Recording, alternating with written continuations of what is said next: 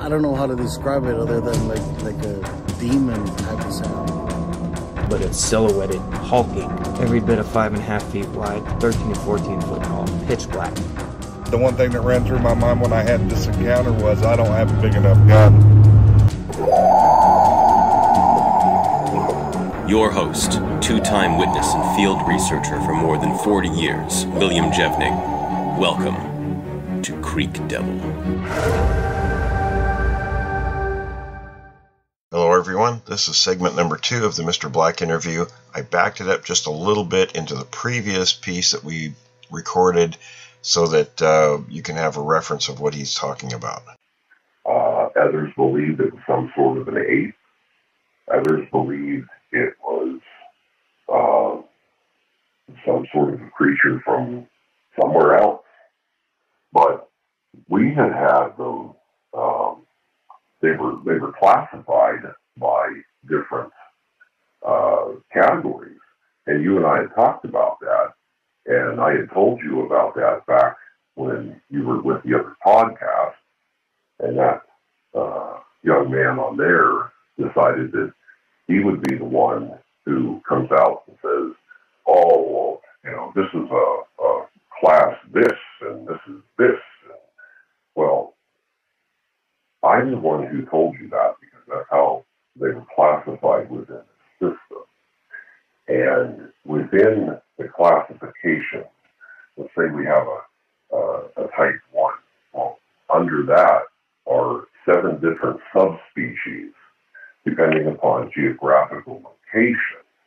And that was never put out there. You never mentioned that in front of him. So he didn't have all the information on that. But these things vary greatly depending upon geographical location. And they had still been thought for probably up to about 1965 that could possibly still be the Russian super soldier. Now, the Russians had seen them also, but the Russians did not think there was anything that we had done because they're people who live out remotely. They knew about them, and the Russians had had encounters with them, even in Moscow. Parts of Moscow today that are part of the city back in the 1950s and 60s was swampland, and it was not developed like it is today. And there were hundreds of encounters of especially farmers out there fighting with these things, physically having altercations with them because they would plant stuff and it would grow pretty fast because of the way the ground is there. And these things would come in and try and steal their food. And the Russians are pretty tough people. They don't put up with a whole lot of crap. So they would fight with them. And sometimes they get killed, sometimes they wouldn't. And I know that the Russians had killed several of these things at the time because we had a couple guys who defected from Russia that I worked with. And we got into a discussion one night, sitting around drinking some beers about this subject. And this guy told me, he goes, we have them too, they're real, and part of their training in their survival training is what to do if you encounter these things. It was very interesting, their perspective on it. The whole outlook on it, nothing like it is here in the United States. Because here, it was always told, and it started at the higher up level, and coming down, that if you say you saw something like this, you could lose your security clearance, or you could be set to have a mental health evaluation. And that can kill a guy's career in the service. So you don't want to do that. And a lot of people just didn't want to talk about it, or if they did do a report, that was the end of it. They got debriefed. You didn't see what you saw, and keep your mouth shut. And every now and then, you'll get somebody who saw something years ago, and they'll come forward and we'll talk about it today, whereas they would never do it while they were still in the service. But with this subject, when they were doing the classifications of them, they started grouping them together based upon the sighting and the description of what had been seen. So that's when they started saying, okay, this is a type 1, this is a type 2, this is a type 3, this is type 4. Well, then they started finding out that they had these subspecies. And in some areas, these subspecies were very violent. And they would sooner kill you than look at you. And I know that out on the West Coast, they story about the miners that were in the cabin shot one of these things basically trying to get them. Those out that way thought to be cannibals, even way back. And I had gotten very interested in the subject, and I started thinking about it, and I was like, I'll bet you those old trappers' journals have information in there about this. And so I started digging, and they sure do. There's lots of reports of these things. The Blackfoot Indians had a ton of reports of these things, and they have been passed on to different organizations and different people, even back like right after the Army had basically stopped all fighting, and people started to live on the reservation. So they wanted to go in and get their information, and when they started finding out about this Bigfoot subject, which they at the time they were like,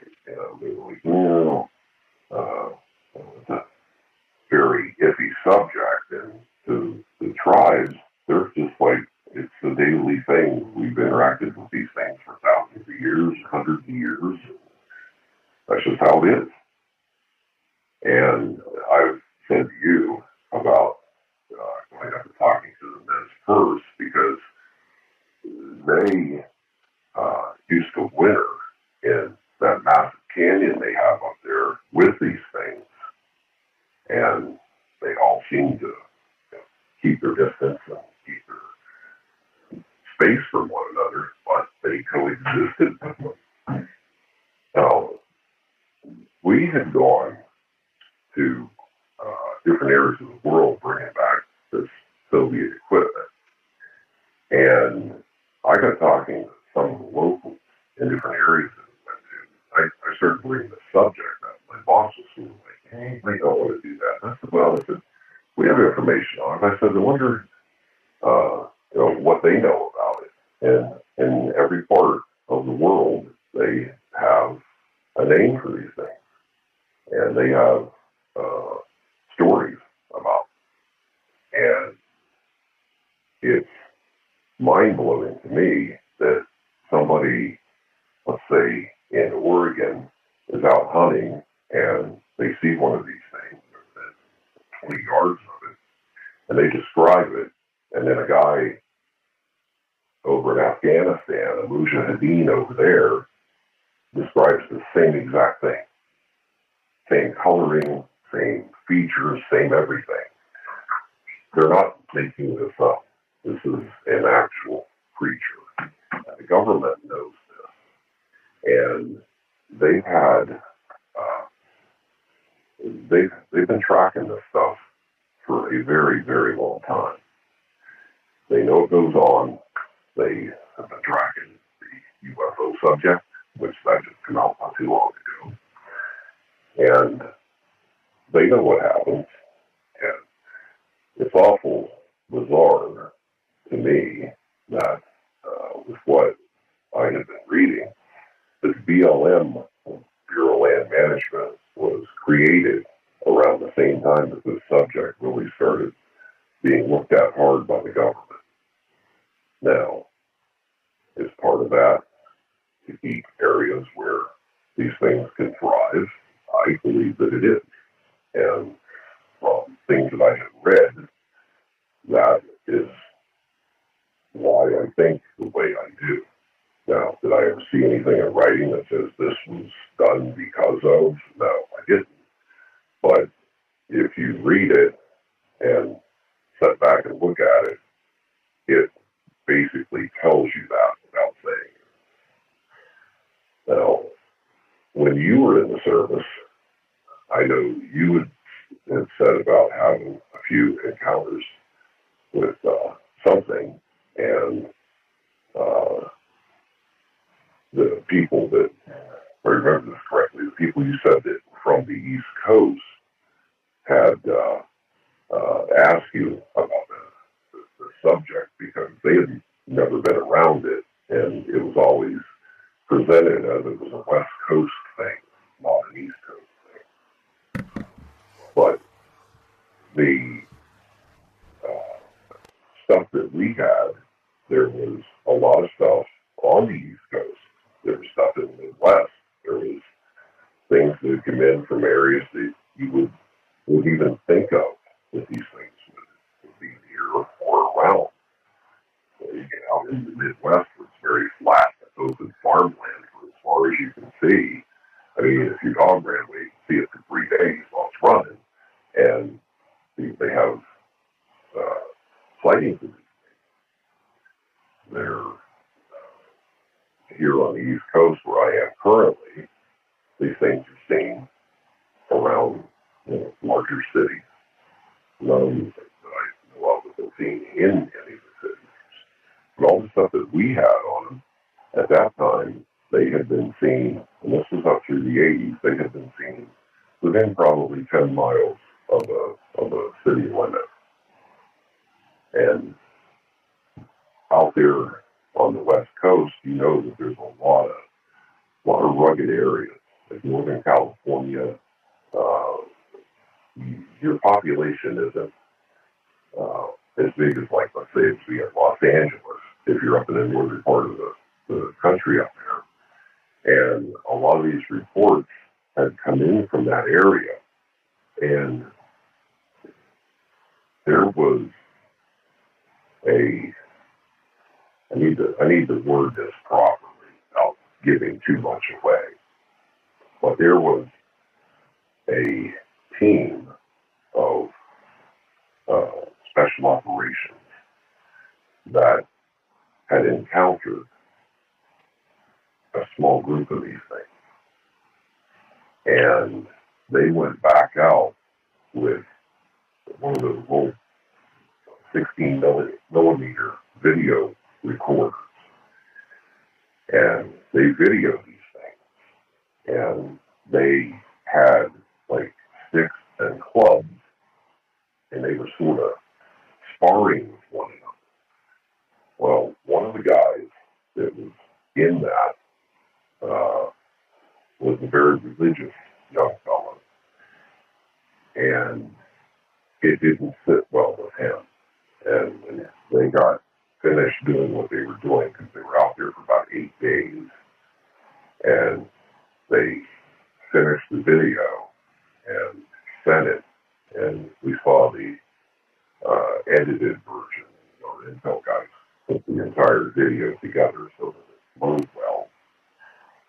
This young guy had sort of a nervous breakdown and had asked to be moved from there. So he got sent to the East Coast into a non-operational billet. And he started drinking heavily, and about 6 weeks later, he took his own life. That's how bad it affected him. So this subject doesn't set well with everyone, same as it does with people who might be listening to the podcast or watching it on television, or that even just read about it. They're very curious about it. There are some people out there that cannot handle if they actually did have something go on. And that's part of the reason why they keep this so subdued in the public's eye, because they don't want public hysteria going on over it. Now, in the future, will it come out? Very possible.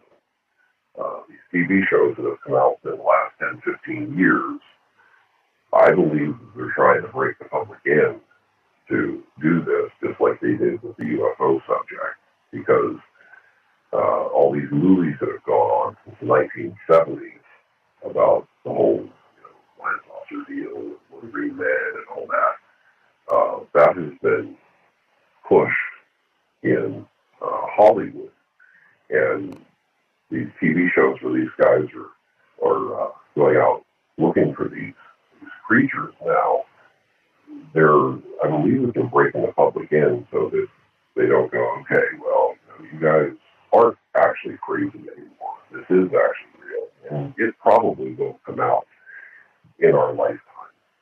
When? I don't know, because I'm not in that world anymore. But it will come out. I'm just not sure when it's going to happen. I remember years ago, I told my parents about the whole UFO deal, and I said, they'll come out with it in your lifetime. And my parents were like, oh, there's no such thing, blah, blah, blah. And I'm like, okay, I said, I'm telling you. And when they came out with the thing where the government had a whole presentation on it, my mother was like, oh my God, you were right.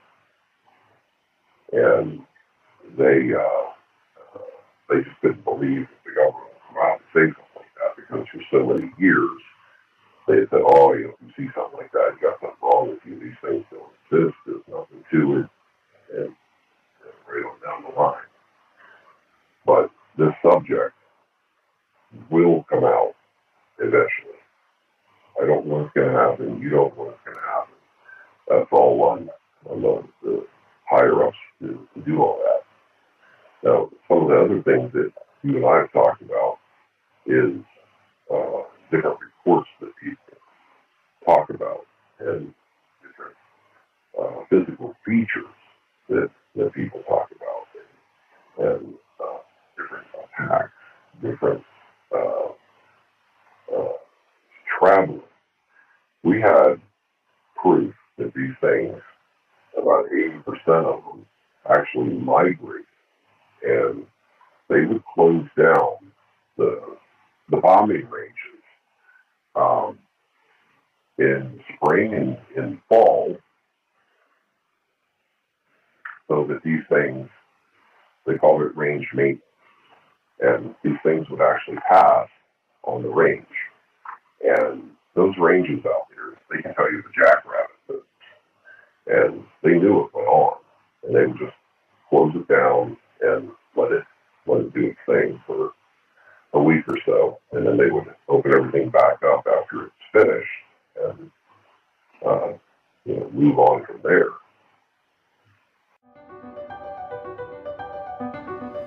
Thanks for listening to this episode of Creek Devil.